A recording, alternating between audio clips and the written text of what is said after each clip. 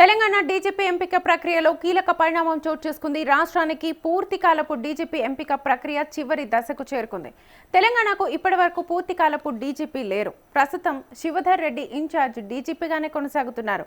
UPSC నేతృత్వంలోని committee ముగ్గురు అర్హత కలిగిన సీనియర్ ఐపీఎస్ల జాబితాను ఖరారు చేసేందుకు సమావేశం కానుంది. యూపీఎస్సీ చైర్మన్ అధ్యక్షతన జరిగే ఈ భేటీకి కేంద్ర హోంశాఖ కార్యదర్శి, కేంద్ర సాయుధ పోలీస్ బలగాల హెడ్, రాష్ట్రం నుంచి సీఎస్ రామకృష్ణారావు సభ్యుల హోదాలో అటెండ్ కానున్నారు.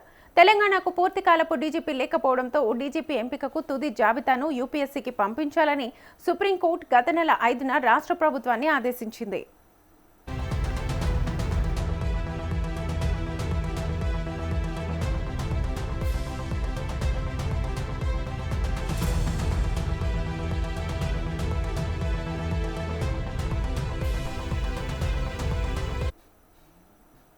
ఈ క్రమంలోనే గత నెల 23న రేవంత్ సర్కార్ అర్హుల జాబితాను పంపించింది. ఈ జాబితా 5గురు పేర్లతో ఉన్నట్లుగా తెలుస్తోంది.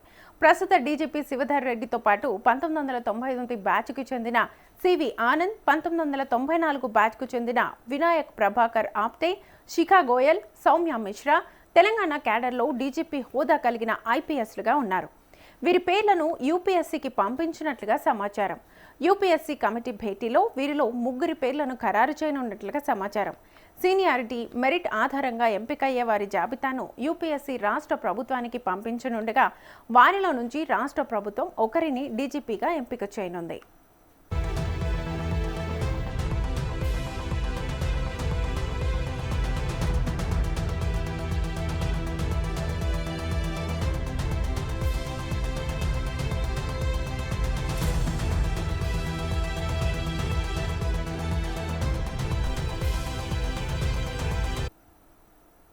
ప్రస్తుతం హోంశాఖ ప్రత్యేక ప్రధాన కార్యదర్శిగా ఉన్న సివి ఆనంద్ అందరికంటే సీనియర్.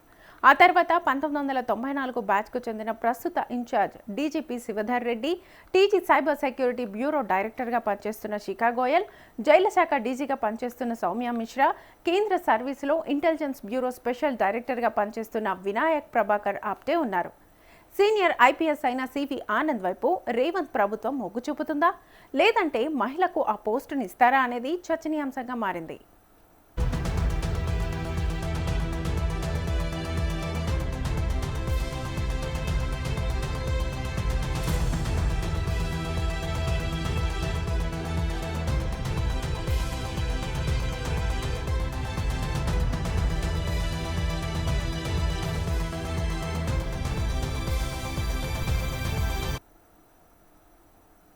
మహిళకు ఛాన్స్ ఇవ్వాలనుకుంటే శిఖా గోయల్, సౌమ్య మిశ్రాలలో ఒకరికి అవకాశం దక్కనుంది.